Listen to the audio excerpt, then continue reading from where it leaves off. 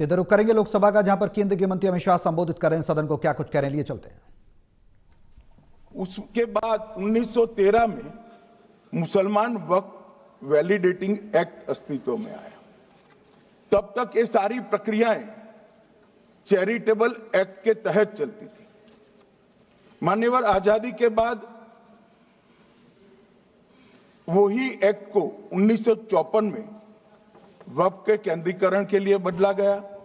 95 में वक्फ न्याय अधिकरण और वक्फ बोर्डों की स्थापना की। अब ध्यान से सुनिएगा मान्यवर, वक्फ परिषद और वक्फ बोर्ड ये 1995 से आए।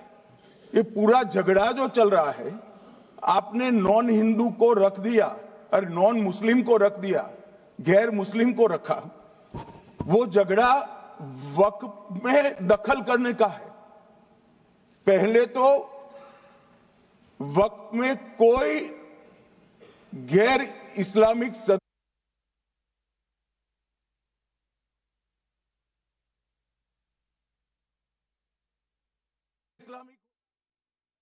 गैर इस्लामी होगा। मान्यवर वहां कोई प्रोविजन नहीं है।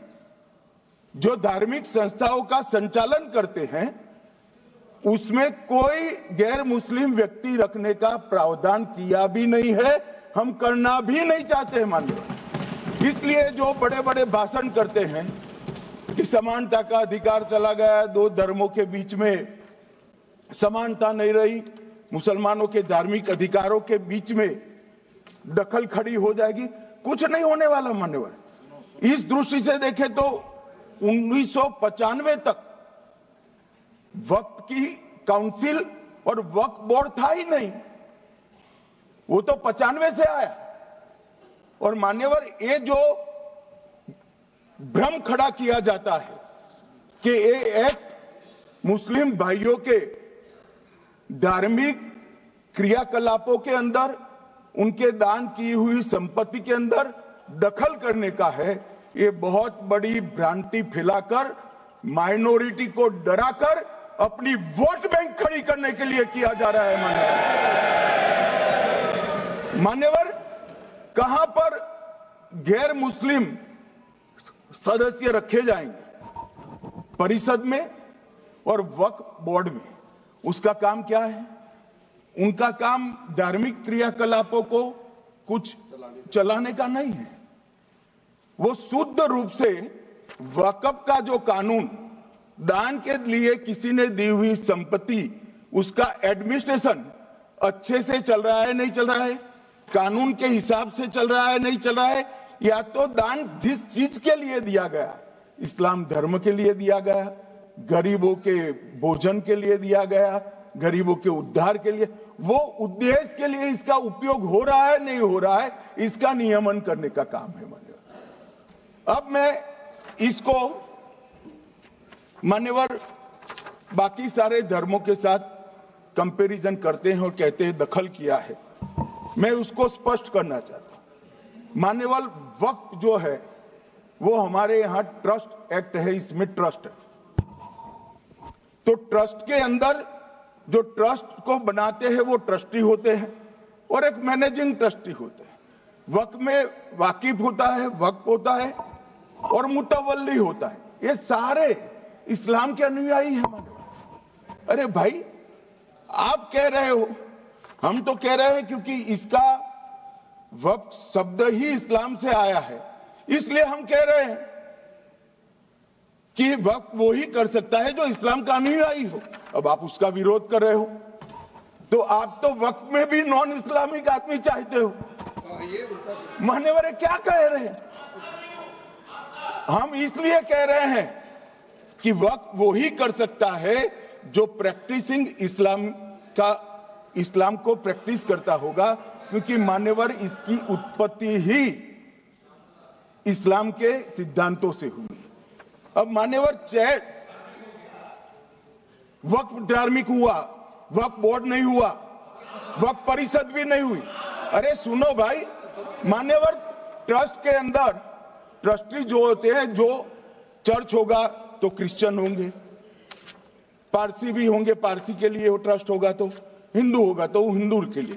अब चैरिटी कमिश्नर हम कहेंगे कि भाई मुस्लिम क्यों आया? मुझे बताओ, चैरिटी कमिश्नर एक्ट में मुसलमान चैरिटी कमिश्नर बन सकता है या नहीं बन सकता है? उसको ट्रस्ट नहीं चलाना है, उसको चैरिटी के कानून के हिसाब से वो ट्रस्ट चले उसकी देखरेख करनी है। ये धार्मिक नहीं है, ये धर्म का काम नहीं है मान्यवर, ये एडमिनिस्ट्रेटिव वर्क है। और इसलिए तो फिर चैरिटी कमिश्नर हिंदू होगा तो वो क्रिश्चियनों के ट्रस्ट का कैसे देखरेख करेगा? चैरिटी कमिश्नर क्रिश्चियन होगा तो जैनियों के और हिंदुओं के ट्रस्ट का कैसे देखरेख करेगा? अब बताओ कि सारे ट्रस्ट के चैरिटी कमिश्नर अलग अलग बन, देश तोड़ दोगे आप लोग, तोड़ दोगे। हमने साहब, मैं अभी भी आपके माध्यम से, इस सदन के माध्यम से देश भर के मुसलमान भाइयों बहनों को कहना चाहता हूं, आपके वक्फ में एक भी नॉन मुस्लिम नहीं आएगा। ये एक्ट में ऐसा कोई प्रावधान नहीं। मगर जो वक्फ बोर्ड है और वक्फ परिषद है, उसका काम क्या है? वक्फ की संपत्तियां मान्यवर बेच खाने वाले लोगों को पकड़कर इसके बाहर निकालने का। वक्फ के नाम पर औने पौने दाम में संपत्तियों को 100-100 साल तक किराए पे देने वाले लोगों को पकड़ना है। वक्फ का जो पैसा होता है, इनकम जो गिरती जा रही है, जिसके माध्यम से माइनॉरिटी का विकास करना है, माइनॉरिटी को आगे बढ़ाना है, इस्लाम धर्म की सारी धार्मिक संस्थाओं को पुख्ता करना है। ये पैसा जो चोरी होता है ना, उसको पकड़ने का काम वक्फ बोर्ड, वक्फ परिषद करे। और मान्यवर, वो चाहते हैं कि इनके राज में जो मिलीभगत चली वो चलती रहे। ये नहीं चलेगी, ये नहीं चलेगी। और मान्यवर, मैं आज आपको बताना चाहता हूं क्या स्थिति हुई है। मान्यवर, सबने कहा, रिपीटेशन भी होगा, परंतु मैं कहना चाहता हूं मान्यवर कि वक्फ के 2013 में जो अमेंडमेंट्स आए, अब बिल किरण भाई का है, मगर मैं कह सकता हूं कि वक्फ का 2013 का अमेंडमेंट न किया होता तो ये बिल लाने की शायद जरूरत न पड़ती। सब कुछ अच्छा चलता था, 14 में चुनाव आने वाला था, 13 में रातों रात तुष्टीकरण करने के लिए वक्फ कानून को एक्सट्रीम बना दिया गया। और मान्यवर, इसके कारण क्या हुआ? इसके कारण दिल्ली लुटियन की 123 वीवीआईपी संपत्ति कांग्रेस सरकार ने जब चुनाव मुहाने पर थे, 25 दिन दूर था, वक्फ को देने का काम कर दिया। दिल्ली वक्फ बोर्ड ने उत्तरी रेलवे की भूमि वक्फ के नाम घोषित कर दी। हिमाचल में वक्फ की संपत्ति बताकर उस पर अवैध मस्जिद बनाने का काम किया। 250 हेक्टेयर क्षेत्रफल वाले 12 गांव पर वक्फ का स्वामित्व हो गया तब तमिलनाडु में। और मान्यवर, तमिलनाडु के 1500 साल पुराने तिरुचेंदुरई मंदिर की 400 एकड़ भूमि को वक्फ की संपत्ति घोषित कर। ये जब मंदिर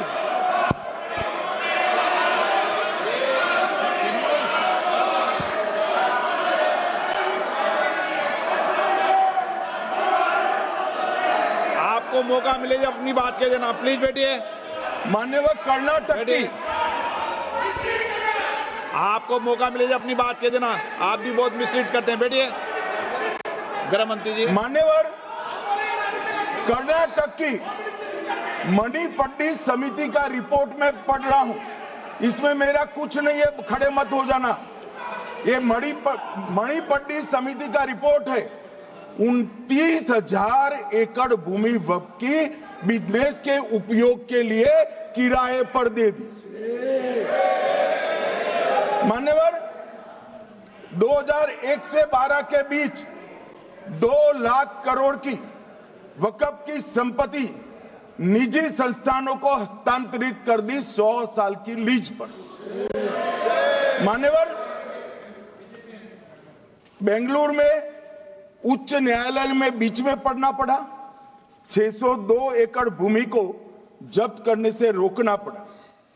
विजयपुर कर्नाटक के होनवाड़ गांव की 1500 एकड़ भूमि पर दावा कर उसको विवाद में डाला और 500 करोड़ की संपत्ति जिस भूमि का मूल्य है वहां 5 स्टार होटल को महीने 12,000 रुपए के किराए से दे दिया। अब मान्यवर ये कहते हैं कि इसका हिसाब किताब न करो, इसकी देखरेख न करो। भाई ये पैसा जो है देश के गरीब मुसलमान का है, ये गन्ना सोटों की चोरी के लिए नहीं, ये इसको रोकने के लिए। और इनके जो ठेकेदार बैठे हैं मान्यवर, ये यहां गरज गरज कर बोलते हैं, कुछ तो समझे बगैर बोलते हैं, कुछ समझ कर बोलते हैं। उनको लगता है कि इससे हम जीत जाएंगे।